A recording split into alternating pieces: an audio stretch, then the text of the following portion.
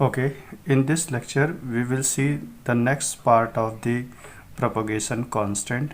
तो आप याद करिए कि propagation constant एक कॉम्प्लेक्स नंबर है जिसका रियल पार्ट एटीन्यूएशन को बताता है और जो इमेजिनरी पार्ट है बीटा जो कि फेज शिफ्ट को बताता है।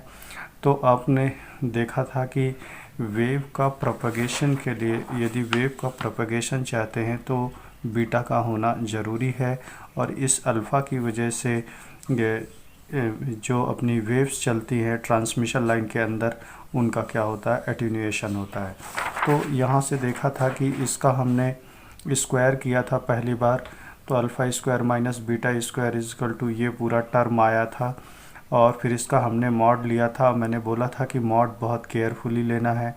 फिर इक्वेशन ए इक्वेशन बी को ऐड किया था तो अल्फ़ा की वैल्यू हमें ये मिली थी और बीटा की वैल्यू हमें ये मिली थी। तो चलिए आगे पढ़ते हैं। तो आपके सामने ये एक ट्रांसमिशन लाइन है।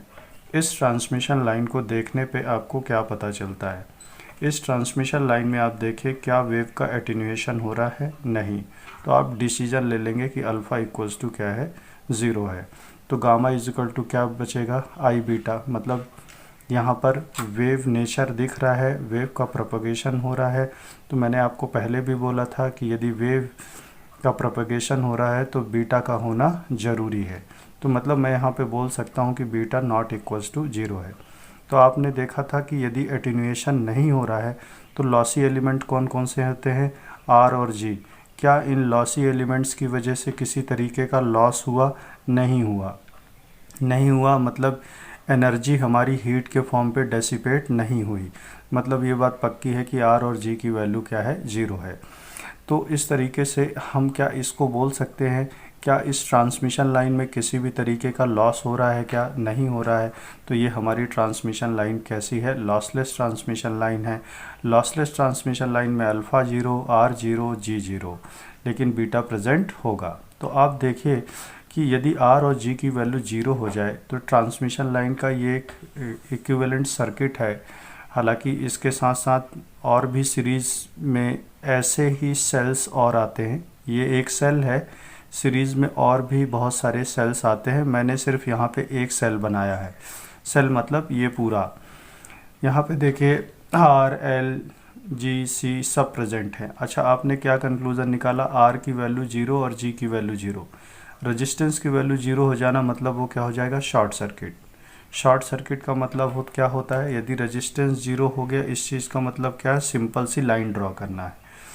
जी का मतलब जी 0 हो जाए मतलब कंडक्टेंस 0 हो जाए तो इस चीज़ का मतलब क्या है, वो क्या है, ओपन सर्किट है। तो देखिए बिल्कुल मैंने इस चीज़ को यहीं पे लगाया है। रेजिस्टेंस को शॉर्ट कर दिया, इंडक्टर को एज इट इज़ रहने दिया, कैपेसिटर को एज इट इज़ रहने दिया और जो कंडक्टेंस है उसको क्या कर दिया, ओपन सर्किट कर दिया। तो आप सोच के देखिए कि यदि ऐसी कंडीशन मिल गई आर इक्वल्स टू 0 और जी इक्वल्स टू 0 तो आपके ट्रांसमिशन लाइन में दो ही एलिमेंट दिखेंगे, L C L C L C L C. तो इस तरीके के ट्रांसमिशन लाइन को रेजोनेंट ट्रांसमिशन लाइन भी कहते हैं। तो R इक्वल्स टू 0 और G इक्वल्स टू 0 है तो किसी भी तरीके का लॉस नहीं होगा। क्यों? क्योंकि दोनों लॉसी एलिमेंट्स हैं, दोनों हीट के फॉर्म पे एनर्जी डेसिपेट करते हैं। लेकिन इस ट्रांसमिशन लाइन को देखने पे ये पता चलता है कि इसमें किसी भी तरीके का लॉस नहीं है, मतलब ये दोनों एलिमेंट्स की वैल्यू 0 है। तो चलिए मतलब अल्फ़ा की वैल्यू 0 है तो आप याद करिए कि अल्फ़ा का आपने इक्वेशन निकाला था 1/√2 R G minus omega square L C plus this term. इसको एज इट इज़ यहीं पे लिख लिया। ये देखिए यहाँ पे मैंने लिखा और अल्फ़ा की वैल्यू 0 पुट कर दिया। तो अल्फ़ा की वैल्यू 0 पुट कर दिया और √2 का 0 मल्टीप्लाई किया तो 0 आएगा। दोनों तरफ मैंने क्या कर दिया, स्क्वायर कर दिया। दोनों तरफ स्क्वायर कर दूंगा तो 0 का स्क्वायर 0 आएगा और ये वाला 1/√2 हट जाएगा। अच्छा, इस टर्म को इस तरफ लेके आऊँगा तो क्या मैं इसको ऐसा लिख सकता हूँ, omega square L C minus R G, और मैंने क्या कर दिया, स्क्वायर कर दिया, जिससे ये वाला भी रूट फिर हट जाएगा। दो बार स्क्वायर कर रहा हूँ, 0 का स्क्वायर करूँगा, इसका स्क्वायर करूँगा तो ये हट जाएगा। ये पहला स्टेप था। दूसरे स्टेप में मैंने इसको इधर लेके आया, फिर उसका स्क्वायर कर दिया। तो देखिए आप क्या करिए कि ये क्या हो जाएगा, omega square L C minus R G का स्क्वायर। अच्छा, इसका अंदर मल्टीप्लिकेशन करिए तो क्या आएगा, R square G square, R square omega square C square, omega square omega square L square G square, इसमें क्या आ जाएगा, ओमेगा पावर 4 सी स्क्वायर और एल स्क्वायर आ जाएगा।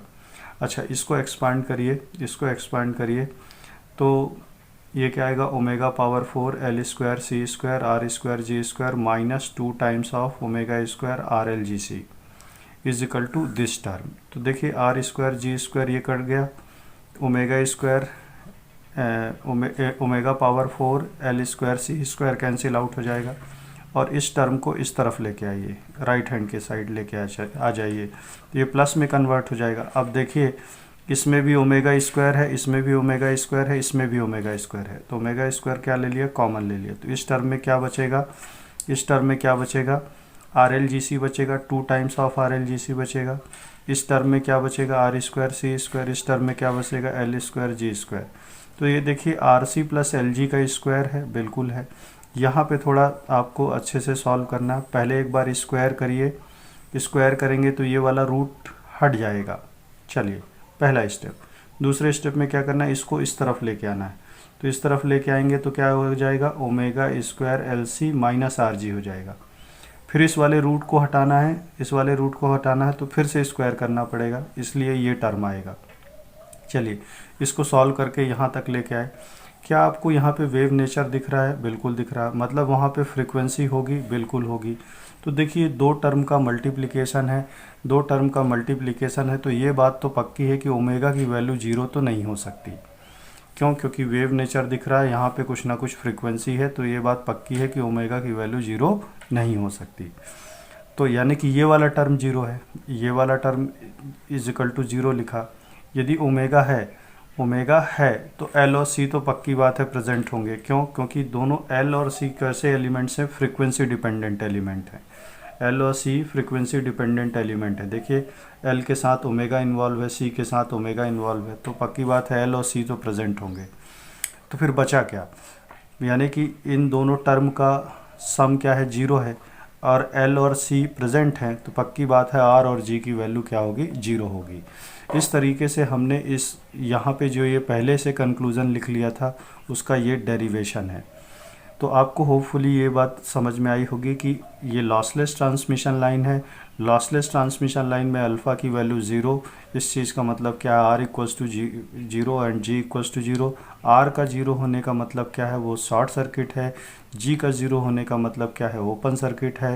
आपने इसका इक्विवेलेंट सर्किट भी बनाया, इक्विवेलेंट सर्किट बनाया तो आर को शॉर्ट किया और जी को ओपन किया, तो एलसी एलिमेंट्स दिखे यहाँ पर आपको। फिर यहाँ पे आपने क्या किया, अल्फ़ा की वैल्यू जीरो पुट किया। अल्फ़ा की वैल्यू जीरो पुट करने पर आपने इस इक्वेशन को सॉल्व किया, और यहाँ पे आपको वेव नेचर दिख रहा है, तो पक्की बात है ओमेगा तो ज़ीरो नहीं हो सकता, क्योंकि बीटा भी ज़ीरो नहीं है, इसलिए ओमेगा ज़ीरो नहीं हो सकता। तो यदि ओमेगा ज़ीरो नहीं है तो आप ये भी कह सकते हो कि जो एल और सी दोनों कैसे हैं, फ्रीक्वेंसी डिपेंडेंट एलिमेंट है, वो भी प्रेजेंट होंगे। तो इस टर्म में देखिए, इस टर्म में आपने देखा क्या कि एल और सी दोनों प्रेजेंट हैं, और इन दोनों टर्म का सम जीरो है। एल और सी की वैल्यू जीरो नहीं है, तो पक्की बात है किसकी वैल्यू जीरो है, आर की वैल्यू जीरो है और जी की वैल्यू जीरो है। तो आपको हमेशा याद रखना है कि आर और जी कैसे एलिमेंट्स हैं, लॉसी एलिमेंट्स हैं, इसमें किसी भी तरीके का लॉस नहीं हो रहा है। तो चलिए अब दूसरा केस सॉल्व करते हैं।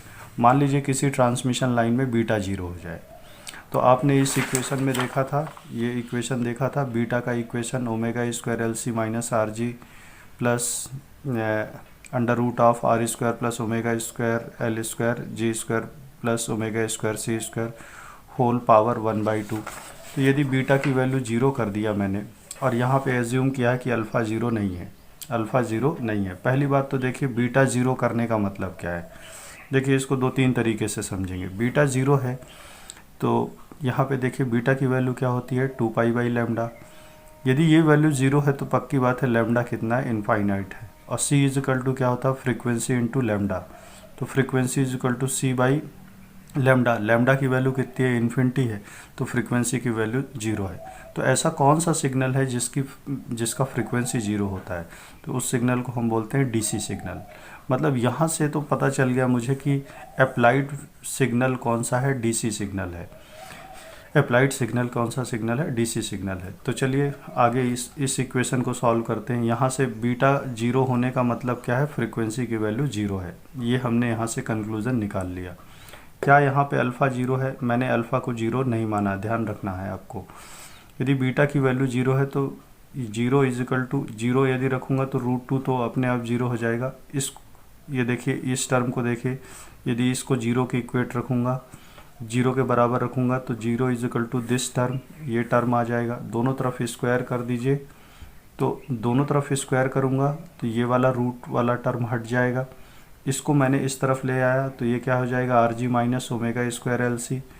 और ये वाला अच्छा, इस टर्म को इस तरफ लेके आया और स्क्वायर कर दिया, तो इस टर्म को इधर लेके आ जाऊँगा तो क्या बचेगा, R G minus omega square L सी।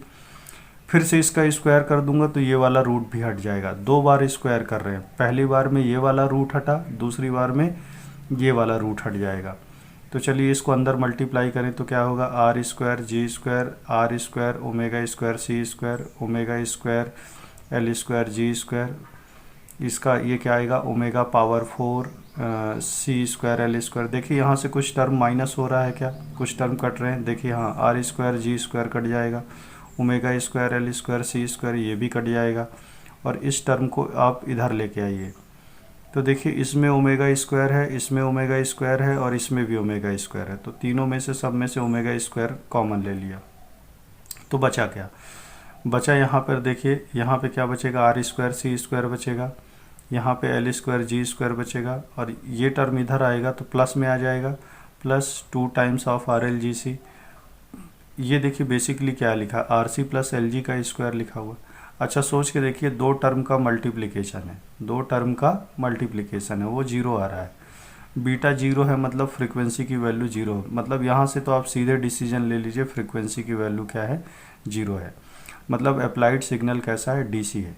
क्या एटेन्यूएशन आपने जीरो माना है, नहीं। तो ये बात तो पक्की है कि आर और जी तो प्रेजेंट होंगे, तो आर और जी प्रेजेंट होंगे। यदि एटेन्यूएशन की वैल्यू जीरो नहीं मानी है तो आर और जी क्या होंगे, प्रेजेंट होंगे। और आर और जी का प्रेजेंट होने का मतलब क्या है कि लॉसी एलिमेंट्स का प्रेजेंट होना। लॉसी एलिमेंट्स का प्रेजेंट होना मतलब कि एनर्जी जो है धीरे धीरे हीट के फॉर्म पे क्या हो जाएगी, डेसिपेट हो जाएगी। तो आप देखिए इस ट्रांसमिशन लाइन में मैंने डीसी सिग्नल को डीके करके बनाया है।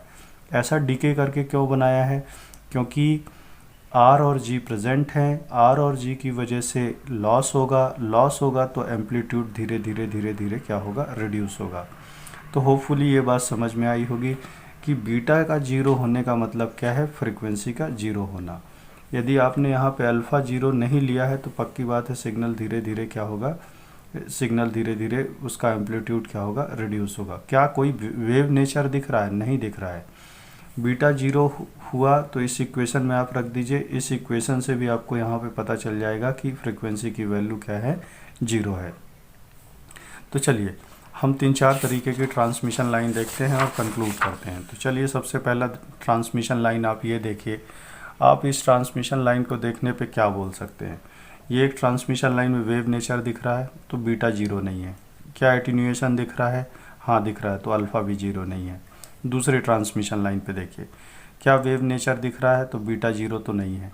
क्या एम्पलीट्यूड डिक्रीज़ हो रहा है, नहीं, तो मतलब अल्फ़ा क्या है, एम्पलीट्यूड घट रहा है क्या कहीं पे, नहीं, तो अल्फ़ा तो जीरो है, अल्फ़ा जीरो है। अल्फ़ा जीरो होने का मतलब क्या है, लॉसी एलिमेंट्स जीरो हैं। कौन कौन से लॉसी एलिमेंट्स होते हैं, आर और जी कैसे होते हैं, लॉसी एलिमेंट्स होते हैं। इनकी वजह से क्या होता है, एनर्जी लॉस होती है, किसके फॉर्म पे, हीट के फॉर्म पे। चलिए तीसरा केस देखिए, बीटा जीरो लीजिए, बीटा जीरो लीजिए और अल्फ़ा को जीरो मत लीजिए।